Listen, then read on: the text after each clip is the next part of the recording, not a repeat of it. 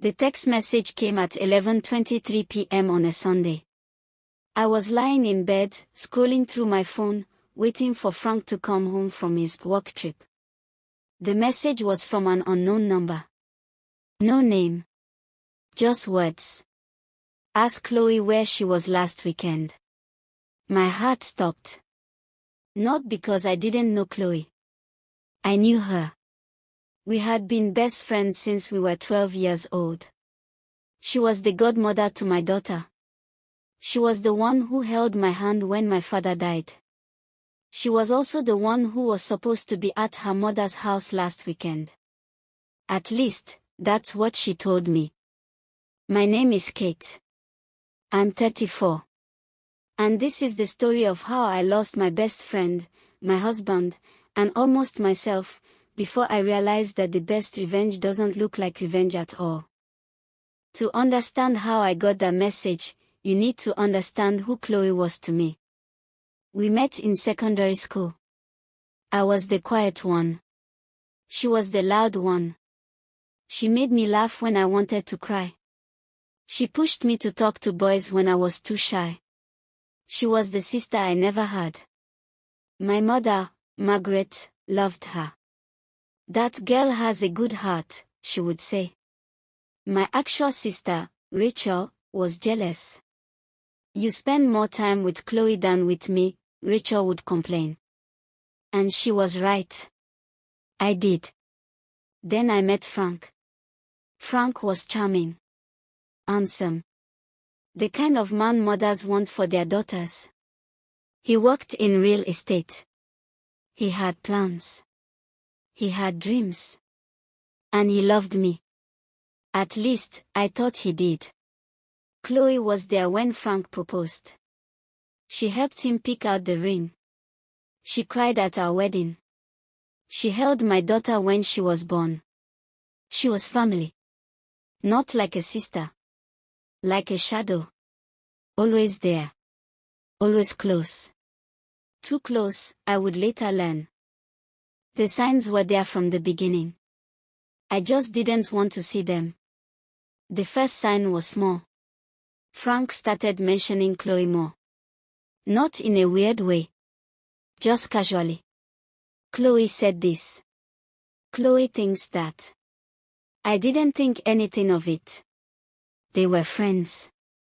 That's normal. Then Chloe started dressing differently around Frank. Tighter clothes. More makeup. When I teased her about it, she laughed. I'm just trying to look good, she said. Nothing wrong with that. I believed her. The second sign was when Frank forgot my birthday. Not completely, he remembered the day. But he forgot the gift. He forgot the dinner reservation. He forgot everything except a last-minute apology. Chloe was the one who reminded him. She sent him a text. I saw it because his phone was on the table. Don't forget Saturday, she wrote. I asked him what Saturday was. He said, our anniversary. He called it our anniversary. Not your anniversary. Our. I let it go. The third sign was the worst. My sister Rachel called me one afternoon. Kate, I need to tell you something, and you're not going to like it. Just say it, Rachel. I saw Frank and Chloe at a restaurant last week. Just the two of them.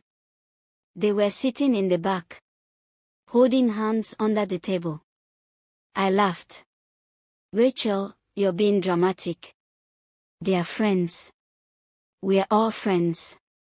Rachel was quiet for a long time. Then she said, Kate, I know what I saw. Just, watch them. Please. I didn't watch them. I told myself Rachel was jealous. I told myself she didn't understand our friendship. I told myself everything except the truth. Because the truth was too painful to face. Then the text message came on a Sunday. Ask Chloe where she was last weekend. I stared at the screen for 10 minutes. Then I called Chloe. Hey girl, she said, her voice light and happy. What's up? Where were you last weekend? A pause. Just a second. But I heard it. I was at my mother's house. You know that. I told you. I hung up. Then I called Rachel. Rachel, I need you to do something for me. Anything. Find out where Frank was last weekend.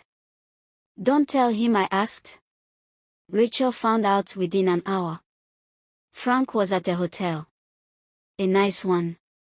The kind with a spa and room service. He checked in on Friday. He checked out on Sunday. The same weekend Chloe was supposedly at her mother's house. I didn't cry. I didn't scream. I sat on my couch and stared at the wall for 3 hours. Then I called Miss Davis, my lawyer. Here's what I did next. First, I gathered evidence. Bank statements. Hotel receipts. Text messages I had ignored for months. Rachel helped me. She had been saving screenshots. She had been watching them for over a year. Why didn't you tell me sooner? I asked her. I tried, she said. You didn't want to hear it. She was right. I didn't. Second, I confronted Frank. Not with anger. Not with tears. Just with facts.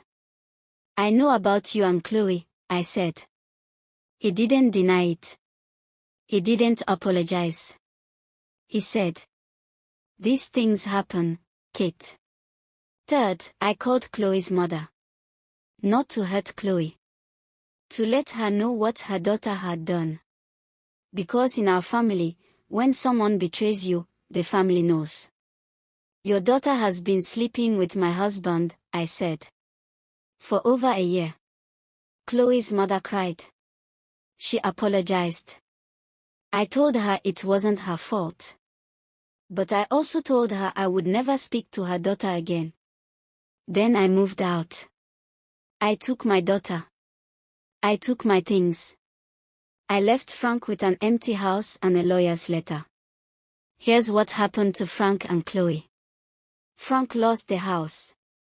He lost the car. He lost his reputation. In our community, when a man cheats on his wife with her best friend, people talk. The aunties talk. The uncles talk. Everyone talks. He moved to another city. I heard he's still in real estate. I heard he's still alone. Chloe moved too. Her mother barely speaks to her. Her siblings barely speak to her. She lost her family, her friends, and her place in our community. All for a man who didn't love her. All for a man who used her. As for me, I'm in a new apartment now. New city. New job. My daughter is happy. My mother is proud. My sister Rachel is closer to me than ever. I'm not dating anyone. Not yet. Maybe someday. Maybe not.